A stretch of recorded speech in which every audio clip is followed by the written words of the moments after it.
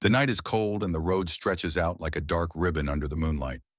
My shift is almost over, and I'm counting the minutes until I can head home.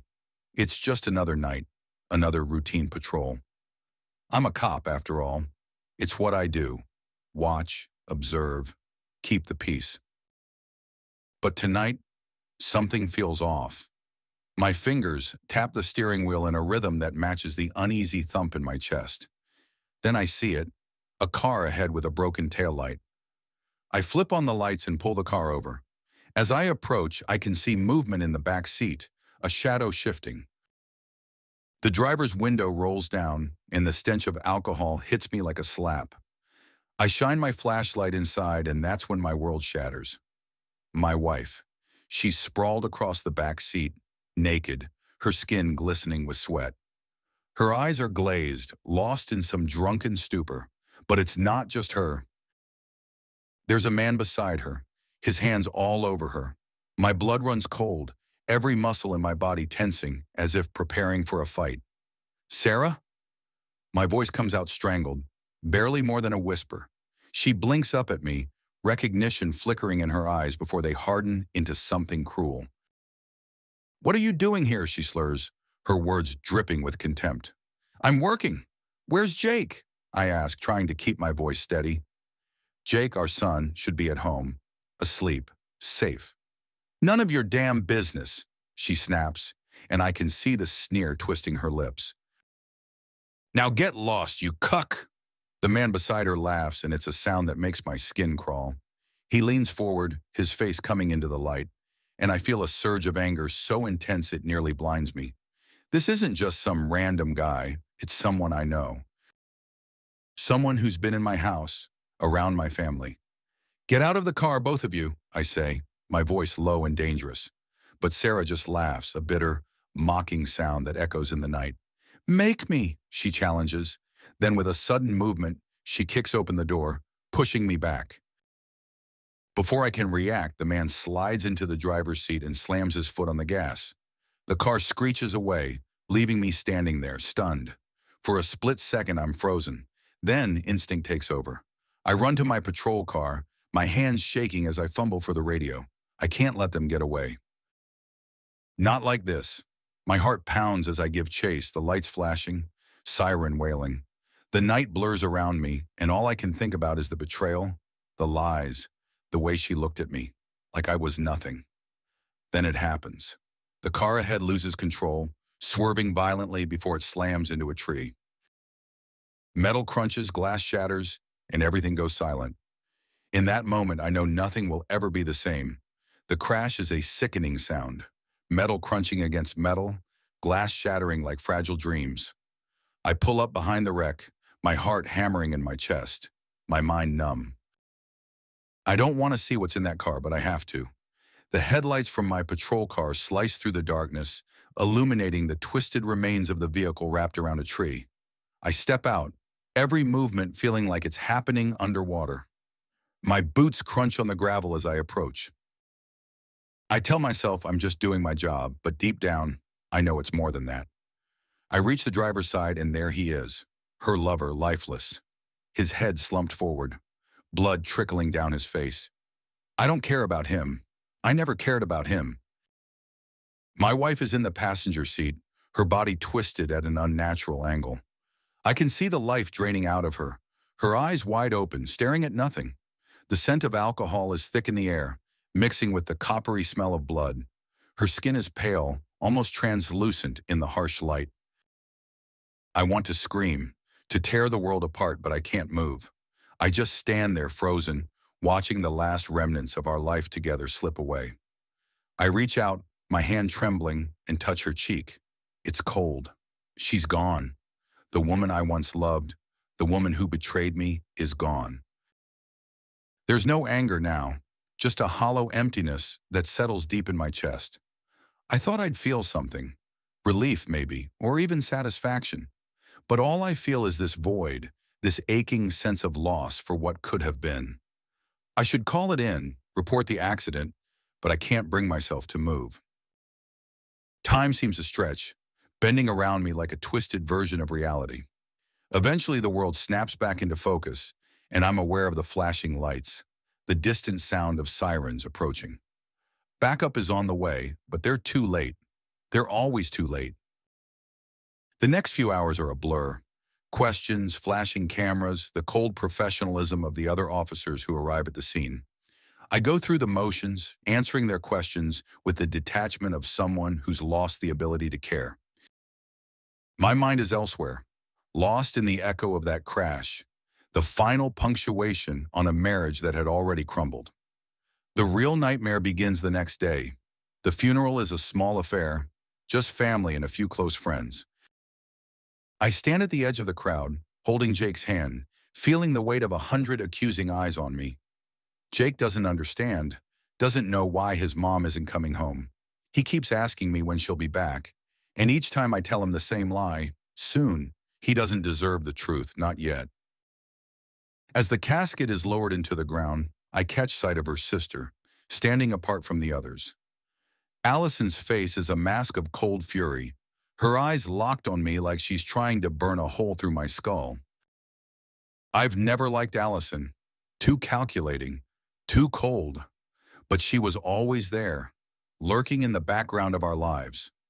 Now she's front and center, and I can see the hatred simmering just beneath the surface.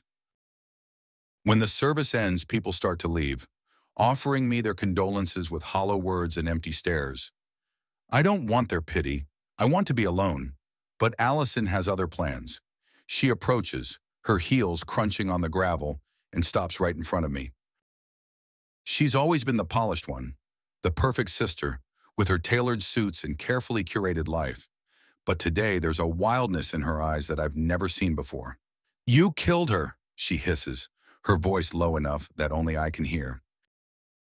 "You might as well have driven that car off the road yourself." The words hit me like a punch to the gut, but I don't flinch. I meet her gaze, my expression unreadable. "She was drunk, Allison. She made her choices.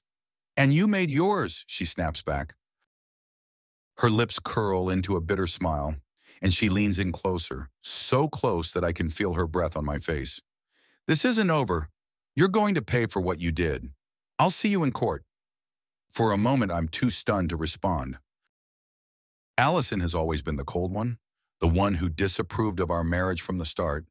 But this is something else entirely. There's a hardness in her voice, a determination that sends a shiver down my spine. She's not just angry, she's out for blood. "You're not thinking straight," I say, trying to keep my voice calm, reasonable. "This was an accident." "An accident," she repeats, her voice rising. "She's dead because of you. You pushed her to this, with your obsession, your need to control everything.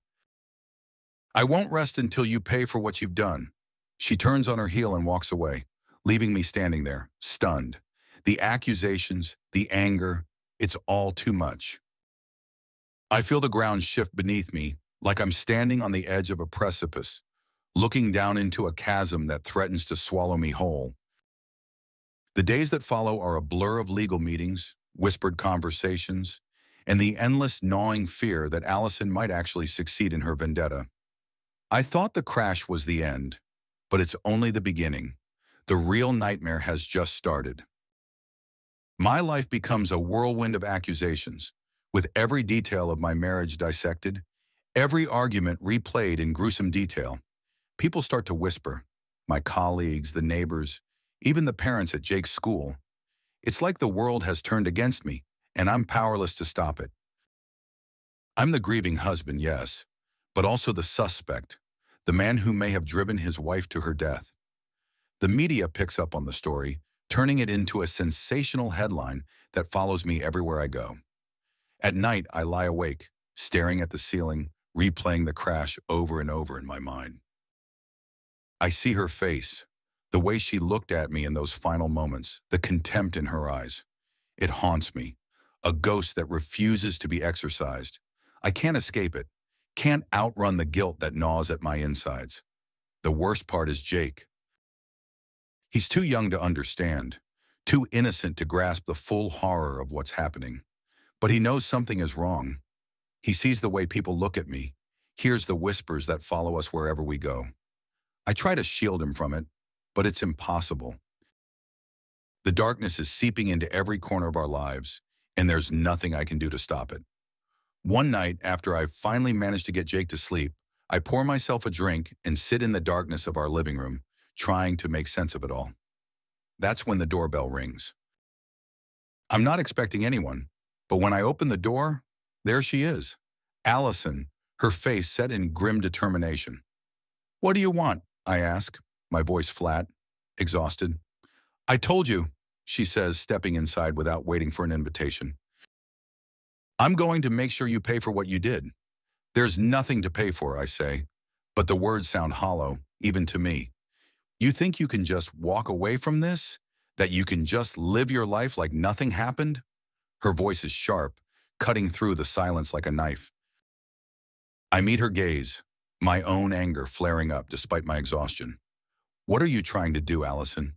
Destroy me? You think that's going to bring her back?" She doesn't answer, just stares at me with those cold, calculating eyes. And then finally she speaks, her voice soft but laced with venom. "I'll see you in court." With that, she turns and walks out, leaving me standing in the dark, the echo of her words ringing in my ears. I know then that this isn't just about grief or anger. This is something more, something that will tear my life apart if I'm not careful. I've been pushed to the edge, and now I have to decide how far I'm willing to go to protect myself and my son. The battle lines are drawn, and I'm staring down the barrel of a war I never wanted. But if she thinks I'm going down without a fight, she's dead wrong. I try to talk to Allison to make her see reason, but she's like a pit bull with a bone. She won't let go. The moment she hires a lawyer, everything changes. Suddenly, I'm not just a grieving husband. I'm the man who might have murdered his wife. The whispers start almost immediately. At the station, in the grocery store, even at Jake's school. People who've known me for years now look at me with suspicion in their eyes. The doubt spreads like wildfire, and there's nothing I can do to stop it.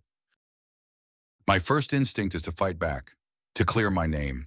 But the more I push, the more people seem to believe I have something to hide.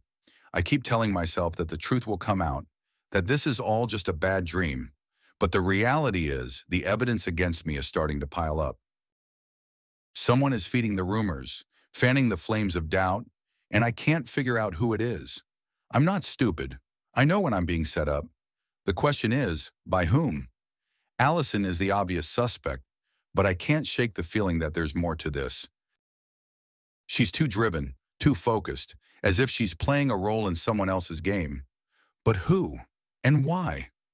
As I dig deeper, I start to notice things, small details that don't add up.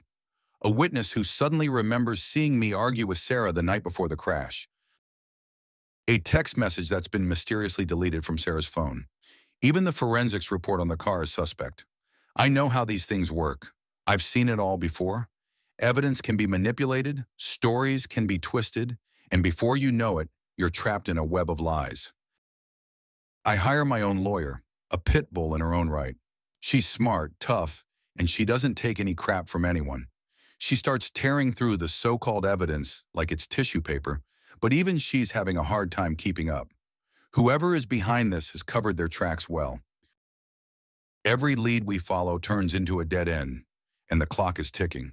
The lawsuit is filed, and it's only a matter of time before this whole mess ends up in court.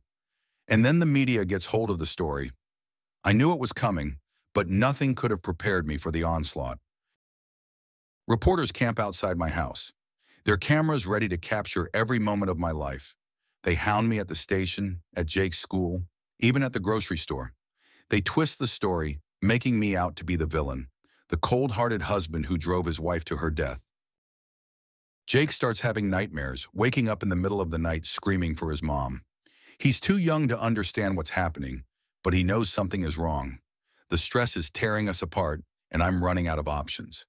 I can't let this destroy us, but I don't know how to stop it.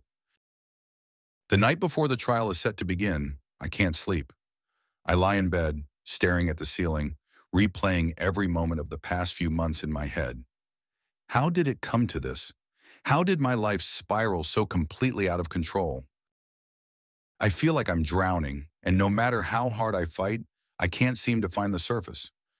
I decide to take matters into my own hands. I've always been good at finding the truth, even when it's buried under layers of lies. I start making calls, pulling favors, digging into things I shouldn't. What I find shocks me to my core. There are connections between Allison's lawyer and people I never would have suspected, people who have a lot to lose if certain secrets come to light. And that's when I realize that this isn't just about revenge. It's about power, control, and money. Allison is a pawn in a much bigger game, one that's been in play long before the crash. But now that I've uncovered the truth, I have to decide what to do with it. If I expose what I know, I'll destroy lives, mine included.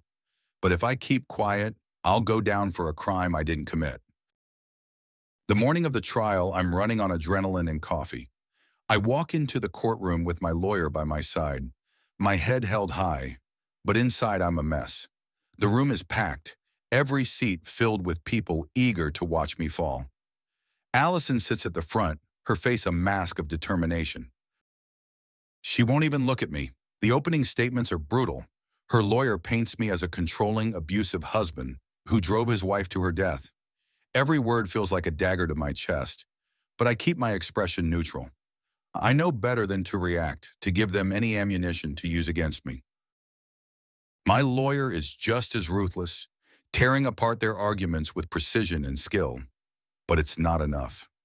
I can see the doubt in the jury's eyes, the way they're swayed by Allison's tears, by the emotional testimony of her friends and family. They want to believe the worst because it makes the story more compelling. And then, just when I think I've lost, I play my final card. I've been holding on to this information for days, waiting for the right moment. My lawyer hesitates when I tell her what I want to do, but I'm insistent. This is the only way to save myself, to save Jake. I take the stand, and as I testify, I lay it all out. The connections, the lies, the manipulation. I reveal the dirty secrets that have been hidden for years, secrets that tie Allison's lawyer to some very powerful people. The courtroom erupts into chaos, the judge struggling to regain control. Allison's face is white as a sheet, her carefully constructed world crumbling around her. But it's not enough. Even with the truth out in the open, the jury is still divided. They don't want to believe it. They've been fed a story, and it's hard to change their minds. As I step down from the stand, I realize that no matter what happens, I've already lost. My reputation is in tatters, my career is over, and Jake's life will never be the same.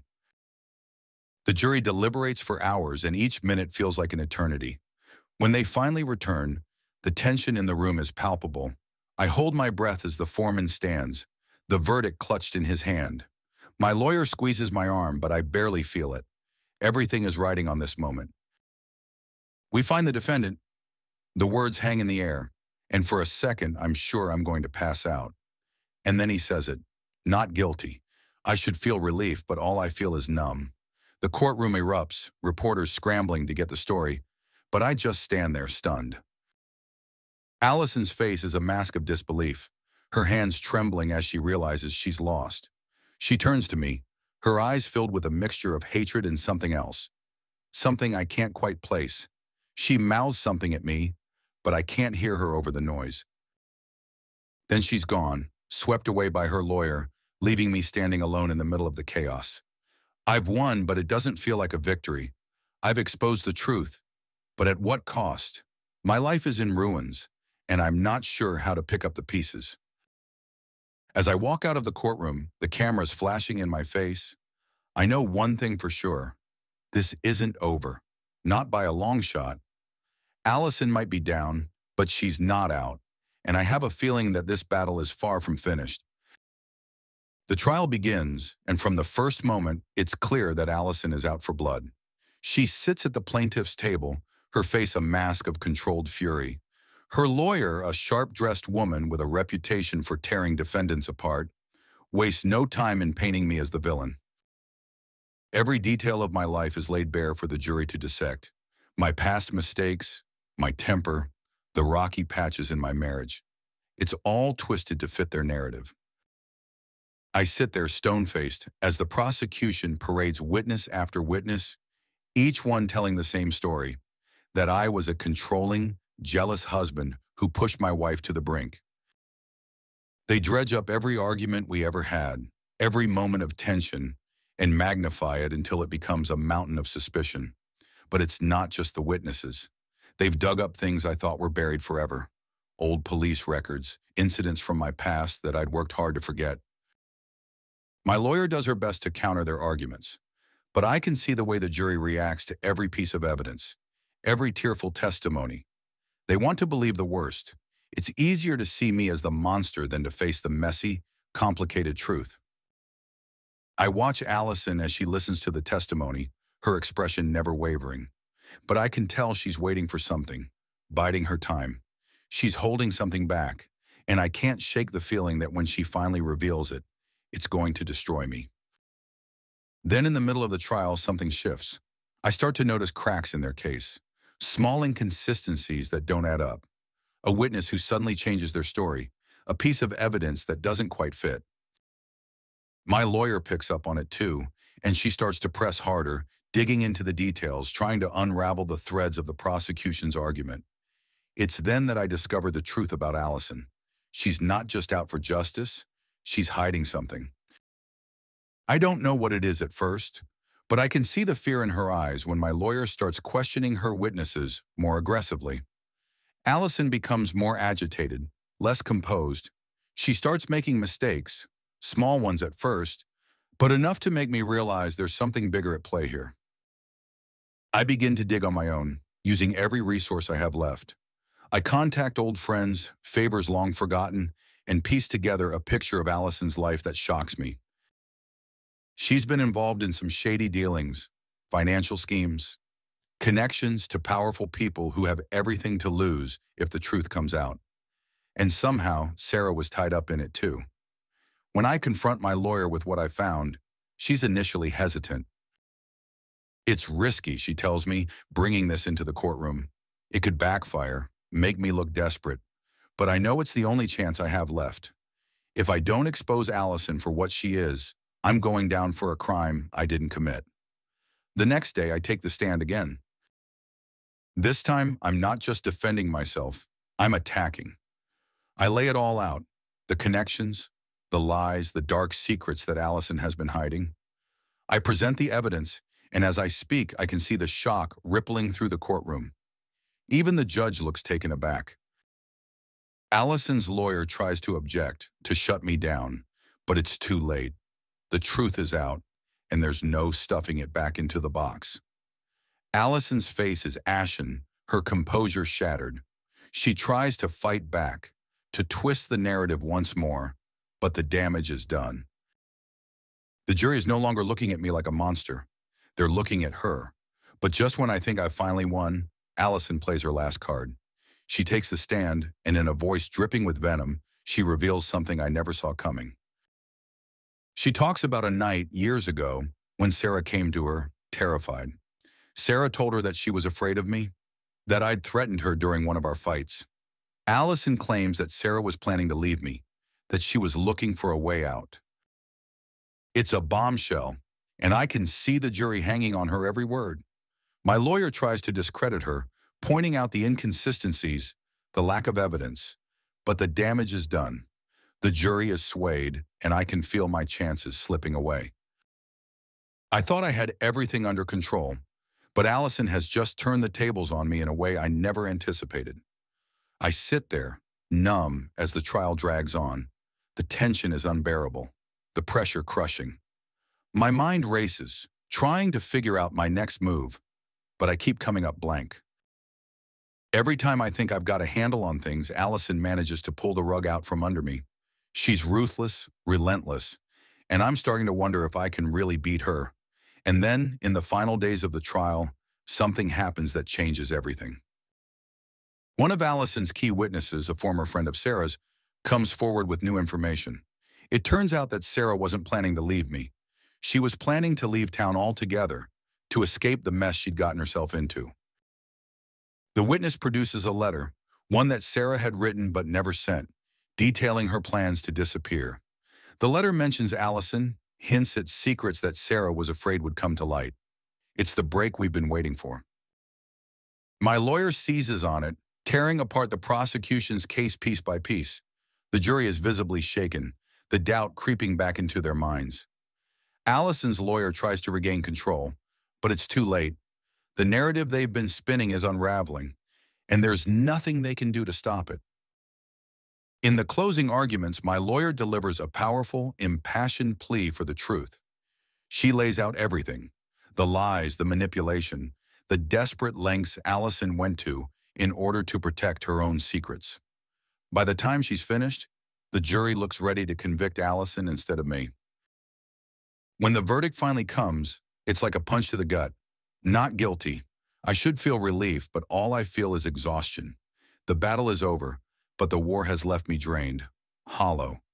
Allison is a wreck, her reputation in tatters, her life falling apart. But as I look at her, I know this isn't the end. There's a darkness in her eyes, a promise of retribution that chills me to the bone. I walk out of the courtroom a free man, but I can't shake the feeling that I've lost something vital in the process. My innocence, my faith in justice, maybe even my soul. As the media swarms around me, shouting questions, flashing cameras in my face, I feel a cold resolve settling in my chest. Allison might be down, but she's not out. And if she thinks I'm going to let her take me down, she's got another thing coming. I've been through hell and back, and I'm not about to let her drag me down again. The fight isn't over. It's just beginning. I know I have to act fast.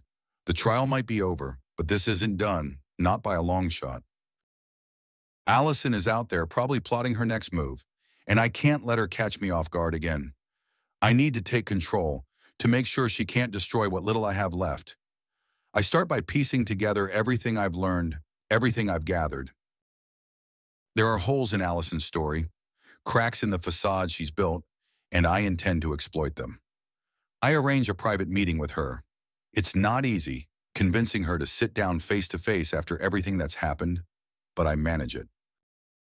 Maybe she's curious, maybe she wants to gloat one last time, thinking she's still got the upper hand.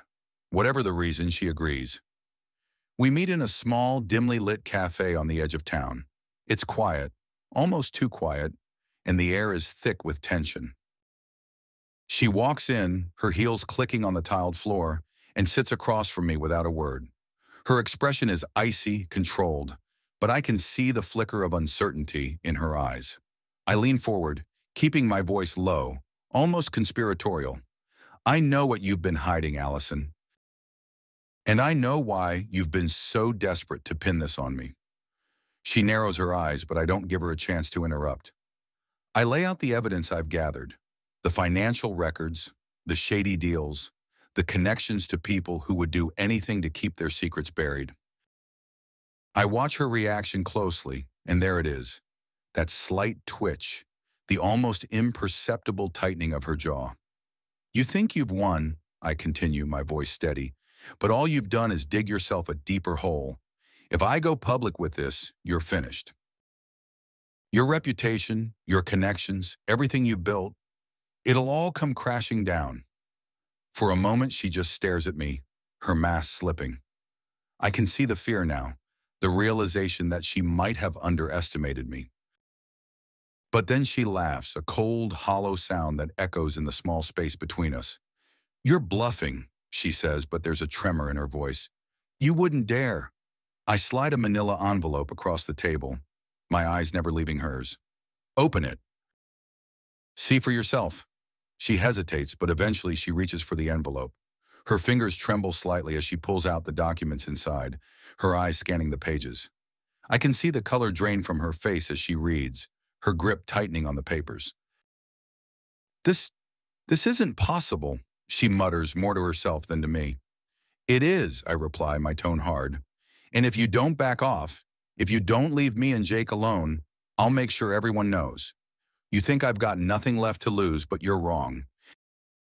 I've got Jake, and I'll do whatever it takes to protect him, even if it means destroying you. Allison's eyes snap back to mine, and for the first time, I see genuine fear. She's cornered, and she knows it. I've taken away her power, flipped the script, and now she's the one with everything to lose. "What do you want?" she asked, her voice barely above a whisper.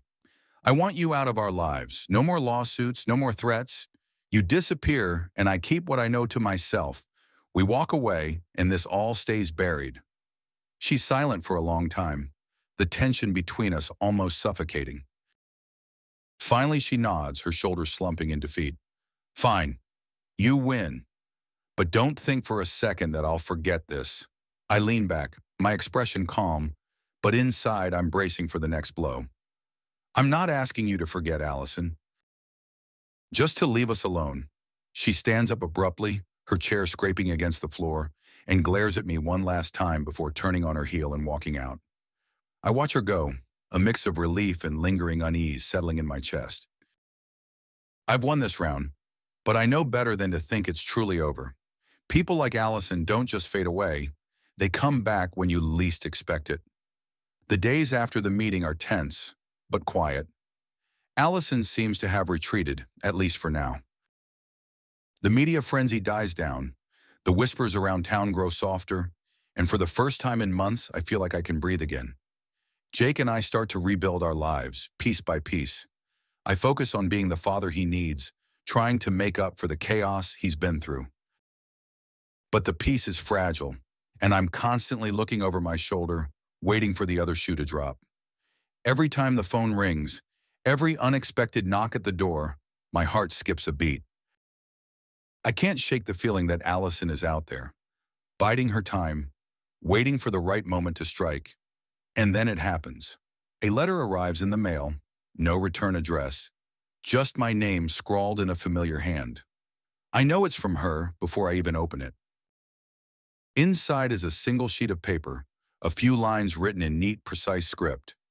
"You may have won this battle, but the war isn't over. I'll be watching, always."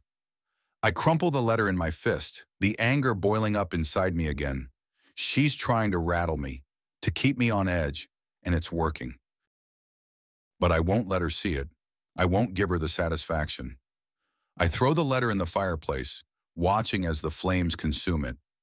I tell myself it's just a bluff, a desperate attempt to cling to some semblance of control. But deep down, I know better.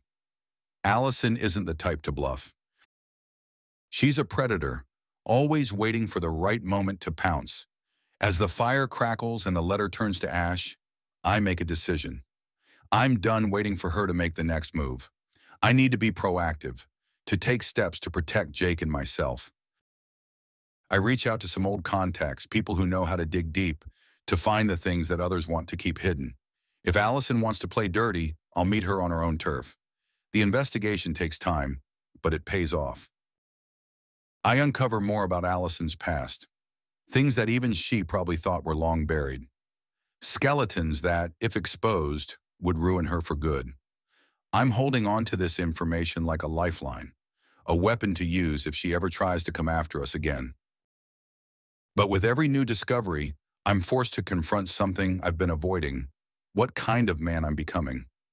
This isn't just about survival anymore. It's about winning, about making sure Allison knows she can't touch us. I'm walking a fine line, and I'm not sure if I can come back from this. The trial may be over, but the battle is far from finished. I've won for now, but the price has been steep. I've had to become someone else, someone harder, colder, to protect what matters most. As I watch Jake playing in the yard, unaware of the darkness that still hovers over our lives, I feel a pang of guilt. He deserves better than this. Better than a father who's always looking over his shoulder, waiting for the next threat to emerge. But I can't afford to be soft. Not anymore. I've come too far, lost too much to let my guard down now. Allison may be lying low, but she's not gone. And as long as she's out there, I'll keep fighting, keep digging, keep pushing back. Because in this game, there's no such thing as a clean victory, only survival. And I'll do whatever it takes to ensure that Jake and I come out on top, no matter the cost. The aftermath of the trial is nothing short of chaos.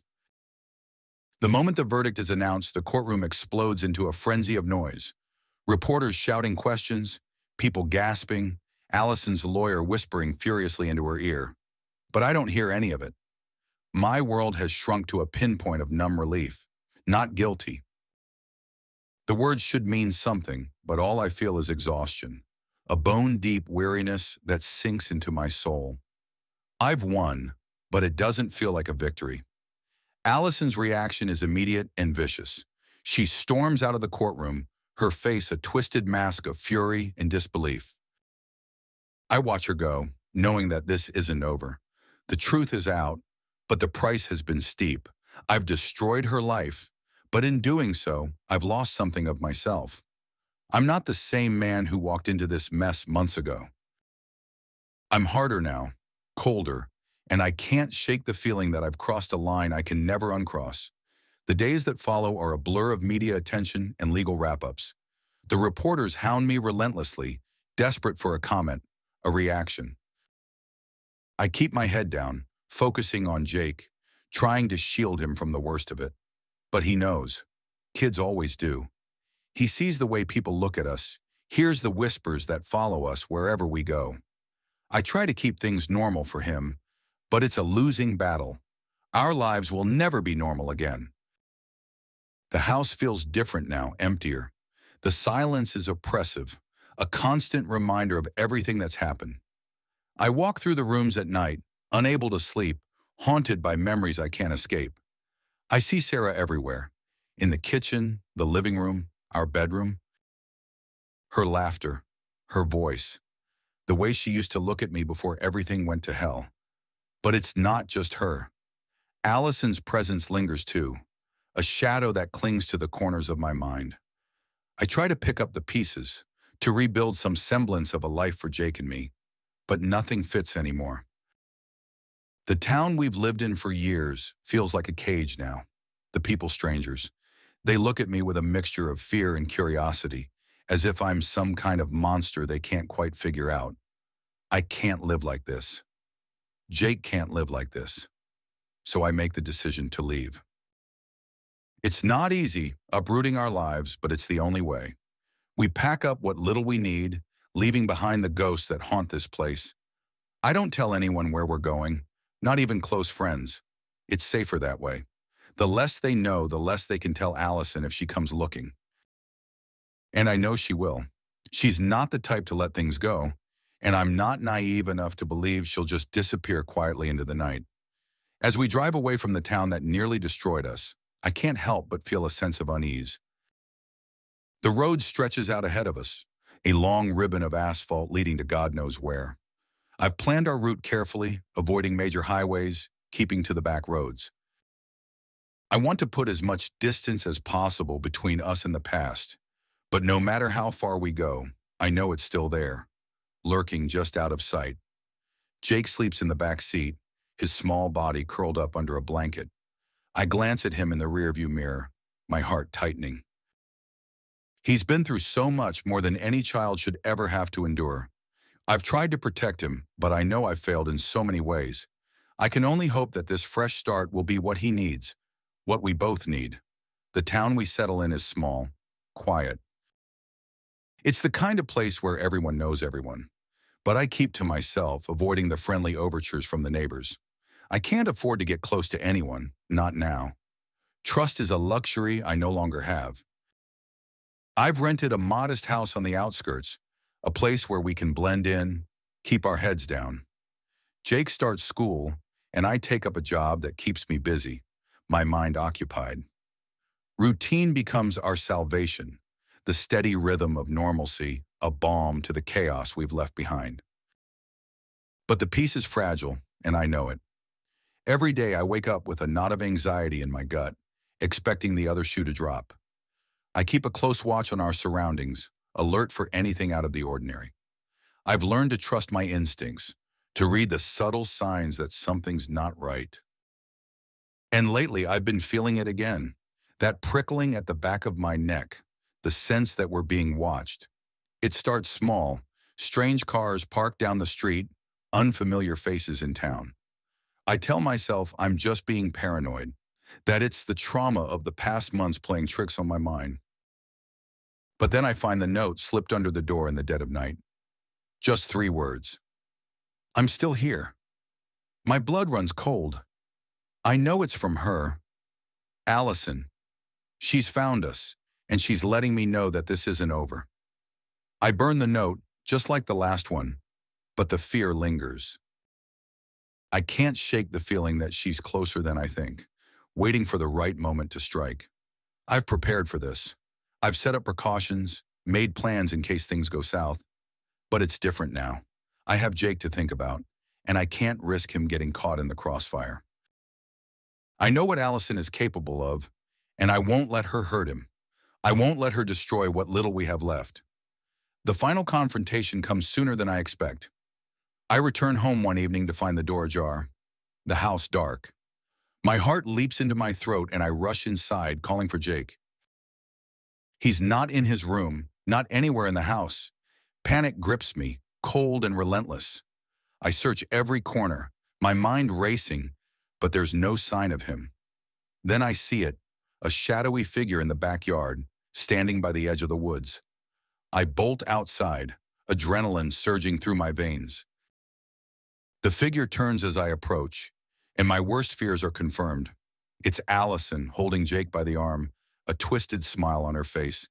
She looks different, worn, desperate, like a woman on the edge, but her eyes are still cold, calculating. "Let him go," I say, my voice steady despite the terror coursing through me. Allison tightens her grip on Jake, who looks at me with wide, frightened eyes. "You took everything from me," she hisses. "Now it's my turn."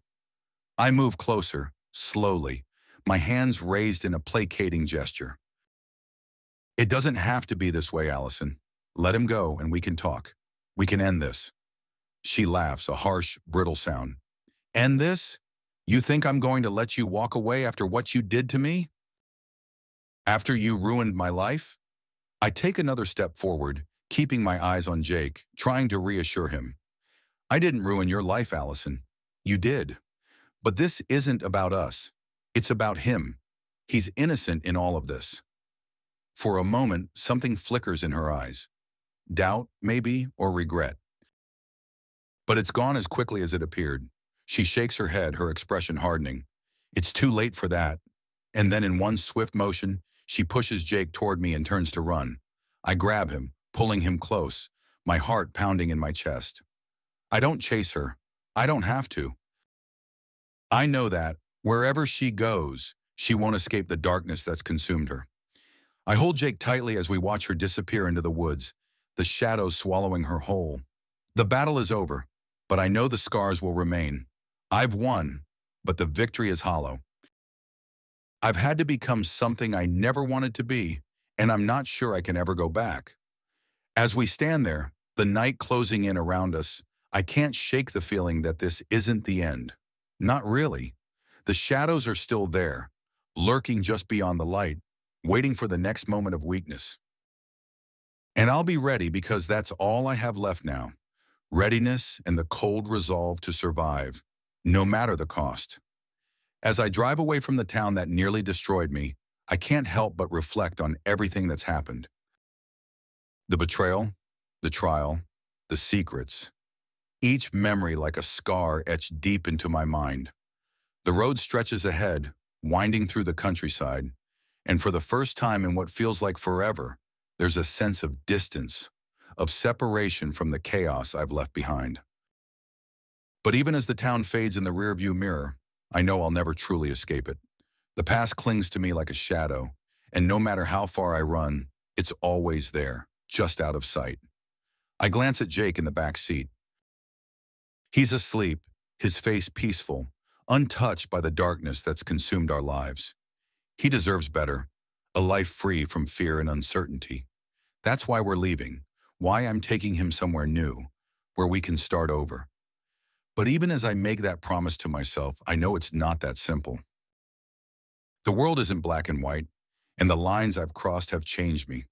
I'm not the man I used to be, and I'm not sure I ever will be again. The road is quiet, the hum of the engine, the only sound. I've always found solace in driving, the steady rhythm of the wheels on the pavement soothing my restless mind. But now there's an edge to it, a constant alertness that I can't shake. I'm always scanning the horizon, watching for threats, expecting the worst. It's a survival instinct, honed over months of being hunted, of being the prey in someone else's game, and it's not going away anytime soon. As the miles tick by, I think about Allison, the way she looked at me that night, her eyes burning with hatred, with a promise of vengeance. I can still feel her presence, like a cold wind at my back. She's gone, but she's not forgotten. I know she's out there, somewhere, nursing her wounds, plotting her next move. And I know she'll come for us again, eventually. It's just a matter of time. But I'm ready now. I've learned the hard way that the world is a dangerous place, and if you want to survive, you have to be prepared to do whatever it takes. I've made peace with the darkness inside me, the part of me that's willing to fight, to protect what's mine at any cost. I'm not proud of it, but I accept it. It's the only way to keep Jake safe, to ensure that we can live a life free from the shadows that have haunted us for so long. We reach the outskirts of a new town as the sun begins to set, casting long shadows across the road. It's a small place, quiet and unassuming, the kind of town where people keep to themselves. It's perfect. I pull into a motel parking lot, cutting the engine and letting the silence settle around us. Jake stirs in the back seat, rubbing his eyes as he wakes. "Where are we, Dad?" he asks, his voice groggy. "Somewhere safe," I reply, giving him a reassuring smile. "We're going to stay here for a while, okay?" He nods, trusting me completely, and I feel a pang of guilt for the lies I've had to tell him, for the innocence he's lost. But I push it down, focusing on what's ahead. We'll make this work. We have to. I check us into the motel, keeping my head down, avoiding unnecessary conversation. The room is small, basic, but it's clean and it's ours. As Jake settles in, I take a moment to look around, making mental notes of the exits, the windows, the best places to hide if things go wrong. It's become second nature, this constant vigilance, and I hate it. But it's necessary. It's what's kept us alive. That night, as Jake sleeps, I sit by the window, staring out into the darkness. The town is quiet, the streets empty, but I know better than to let my guard down. I think about everything that's led us here, the choices I've made, the people I've hurt. I've lost so much, Sarah, my career, my sense of who I am. But I've gained something too. Clarity, the understanding that life is about survival, about doing whatever it takes to protect the ones you love. I've made mistakes, more than I can count, but I've also learned from them. I've learned that you can't trust anyone, that you have to rely on yourself. I've learned that sometimes the only way to win is to play dirty, to fight fire with fire. It's a hard truth, one that's cost me dearly, but it's the truth nonetheless. As the first light of dawn breaks over the horizon, I feel a sense of resolve settle over me. I don't know what the future holds, but I do know one thing. I'll never let my guard down again. I'll be ready for whatever comes next, for whoever tries to come after us. I'm not the same man I was before, and that's a good thing. The old me wouldn't have survived. The new me will. I wake Jake early, and we pack up our things, leaving the motel behind. We hit the road again, heading toward a new life, a new beginning. But as we drive, I can't shake the feeling that we're not alone, that the shadows are still following us, lurking just out of sight. I glance in the rearview mirror, half expecting to see Allison's car trailing us, but there's nothing, just the open road, stretching out into the unknown. And that's okay. I'm ready for whatever comes next. I've been through hell and back, and I'm still standing. Jake and I will be okay. We'll find a way to live, to move on. But I know one thing for certain, I'll never let my guard down again. The shadows are always there, waiting, and I'll be ready when they come. Because in this world, there are no second chances, no clean breaks. There's only survival, and I'll do whatever it takes to make sure we survive, no matter the cost. As we cross the state line, leaving the past behind us, I feel a sense of uneasy calm settle over me. It's not peace, not really, but it's close enough. And for now, that's all we need. The road ahead is uncertain, But I'm ready for it. Whatever comes next, we'll face it together. And this time, I won't let anything stand in our way.